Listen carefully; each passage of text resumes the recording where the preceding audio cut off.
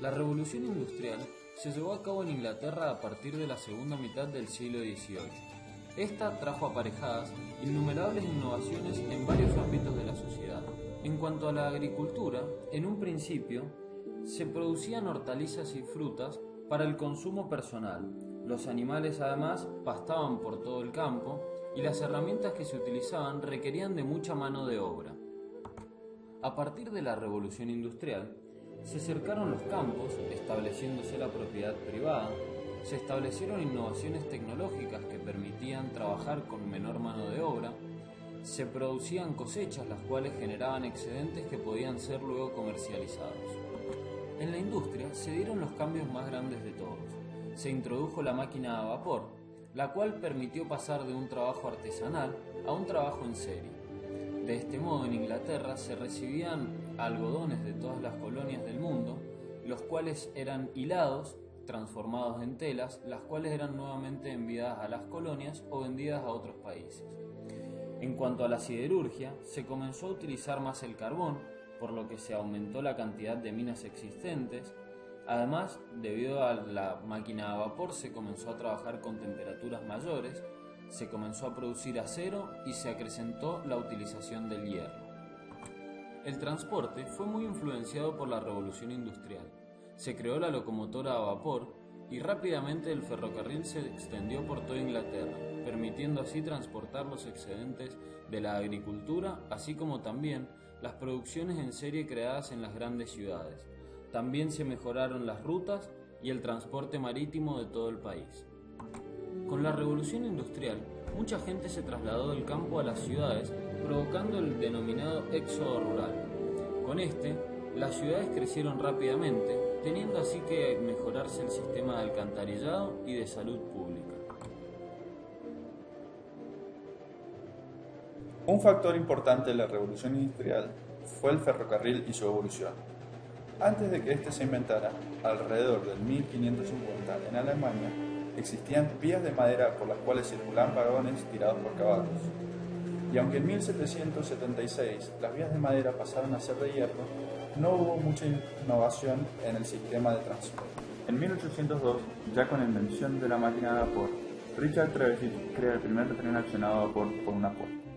De todos modos, este tren era muy pesado y a los pocos meses deja de funcionar. Pero basado en su idea, vinieron distintos inventores y trataron de crear un tren a vapor más eficiente. Luego, en 1825, George Stephenson crea el primer tren para cargamento y para pasajeros. Es por esto que Stephenson se considera el primer creador del tren a vapor. Luego, en 1829, se instaló la idea de construir una conexión de Liverpool hasta Manchester. Pero los inversores, sin estar muy seguros de que el tren modelado por Stephenson aguantaría tal viaje. Es entonces que tuvieron un concurso, el cual el mismo Stephenson gana con una mejora de su modelo inicial. Es en 1830 que se inaugura el tramo Manchester-Liverpool. Ya con la idea de que el tren era el medio de transporte a desarrollar, se fueron creando ramales hacia las ciudades costeras y hacia el resto del país. Además, como habían vagones para todas las clases, los más pobres podían acceder a viajar en tren. Esto y la variedad de rutas ayudaron a que se incremente el turismo, pero más importante aún, se facilitó el transporte de comida y otros productos de uso cotidiano, lo cual provocó una caída en sus precios.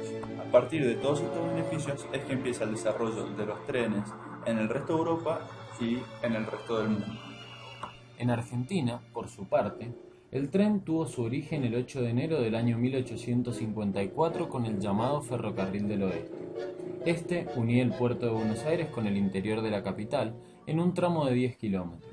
Era apoyado por los personajes de la época, los cuales conocían el desarrollo que el tren había tenido en Europa.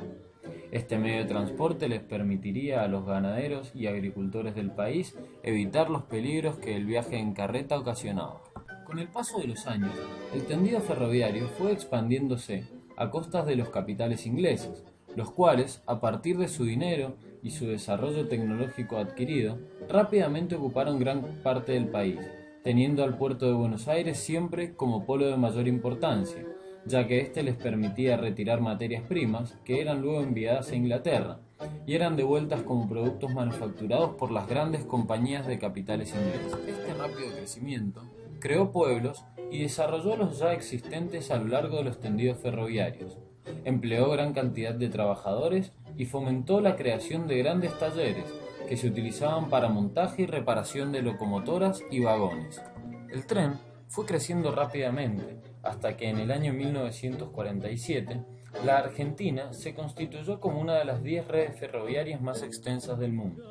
Más de la mitad de los rieles que se extendían por el país pertenecían a capitales extranjeros.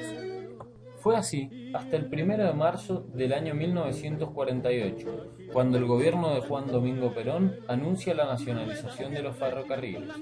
Con esta estatización, el ferrocarril nacional tuvo un gran crecimiento, hasta el gobierno de facto, a partir del cual el retroceso fue progresivo y pronunciado, terminando en la década del 90, con la privatización en la presidencia de Menem y posterior destrucción total de los ferrocarriles hasta el día de hoy. Actualmente, el tendido ferroviario de nuestro país ha disminuido hasta ocupar un pequeño porcentaje del existente en su época de mayor esplendor, provocando así que el transporte terrestre de carga sea solamente realizado por medio de camiones, y el transporte de personas pasó a ser realizado por colectivos y aviones, relegando así un medio de transporte eficaz y económico, dejando muchas personas sin trabajo y pueblos enteros en el pasado.